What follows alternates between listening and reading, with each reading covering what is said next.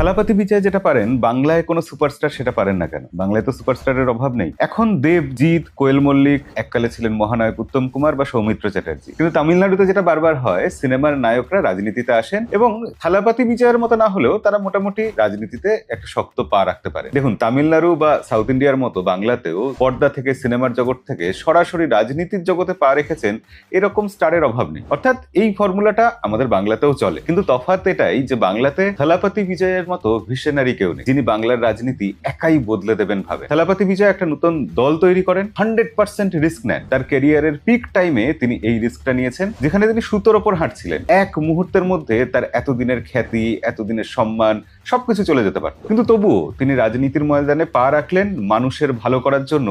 এই জিনিসটা মানুষের কাছে বিশ্বাসযোগ্য হয়েছে, কারণ তিনি কোনো প্রতিষ্ঠিত দলে নাম লেখাননি। কিন্তু বাংলার রাজনীতিবিদরা যেটা করেন, কোনো না কোনো প্রতিষ্ঠিত দলে নিজের নামটা লিখিয়ে